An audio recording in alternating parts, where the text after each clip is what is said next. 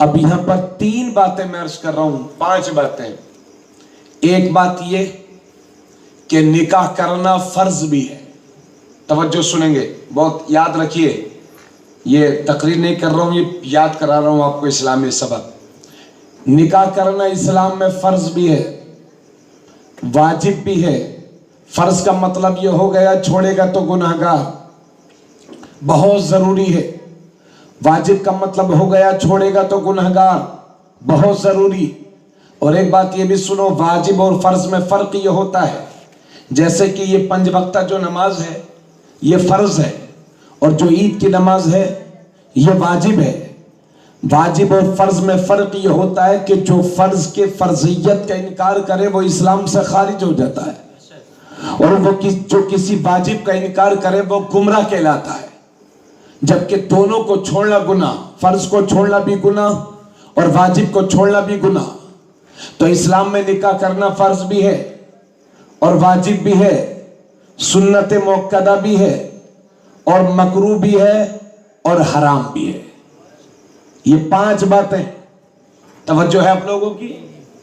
اسلام میں نکاح کرنا فرض بھی ہے، واجب بھی ہے، سنت مؤکدہ بھی ہے، مکروہ بھی ہے اور حرام بھی ہے۔ اب فرض کب ہے سنو، اگر کوئی آدمی، کوئی مرد اپنی بیوی کا نان و نفقہ یعنی کھانا خرچ اٹھانے کی صلاحیت، استطاعت، ہمت رکھتا ہو اور اپنی بیوی کا حق ادا کر سکتا ہو، یعنی میاں بیوی کے جو تعلق ہوتے ہیں اس کو پورا کر سکتا ہو، ہے نا، اس حیثیت کا آدمی ہو کہ بیوی کا خرچ بھی اٹھا سکے، 2 لفظوں میں بیوی کا خرچ بھی اٹھا سکے اور میاں بیوی کے جو تعلق ہوتے ہیں اسے بھی پورا کر سکے، جو فرائض متعلقہ ہے وہ بھی پورے ہو جائے۔ اور ایسے شخص کو یقین ہے کہ میں نکاح نہیں کروں گا تو زنا کی معصیت میں گرفتار ہو جاؤں گا، تو ایسے شخص کو نکاح کرنا فرض ہے۔ اس بات کا اگر اسے یقین ہو تو، سمجھ گئے، یقین ہو کہ اگر میں شادی نہیں کروں گا تو زنا کر بیٹھوں گا، اگر اسے یقین ہو تو شادی کرنا فرض ہے۔ اور اگر وہ نان و نفقہ دینے کی استطاعت رکھتا تھا، خرچ اٹھانے کی استطاعت رکھتا تھا اور جو فرائض متعلقہ ہیں انہیں پورا کرنے کی استطاعت رکھتا تھا، لیکن اسے اندیشہ ہے کہ اگر نکاح نہیں کروں گا تو زنا کروں گا، یقین نہیں، صرف اندیشہ ہے، صرف اندیشہ ہے، تو ایسے شخص کو نکاح کرنا واجب ہے، سمجھ گئے۔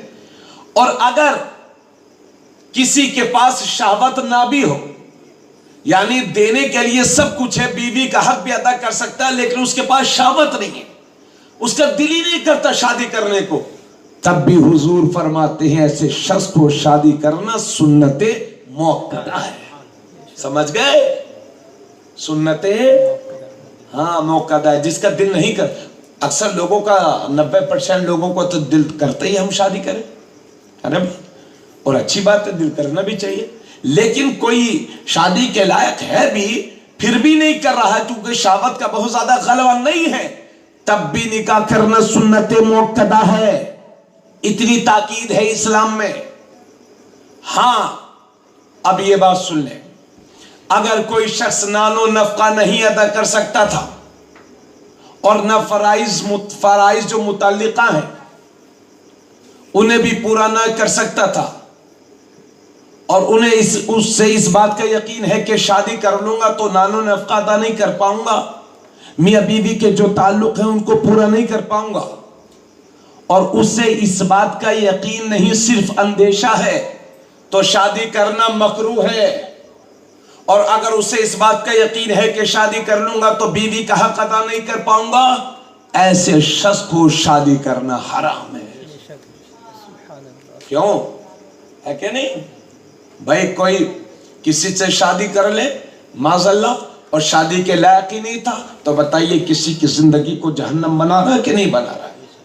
اس لیے اسلام نے ایسے شخص کے لیے شادی کو حرام قرار دے دیا ہے، ایسا شخص شادی نہ کرے۔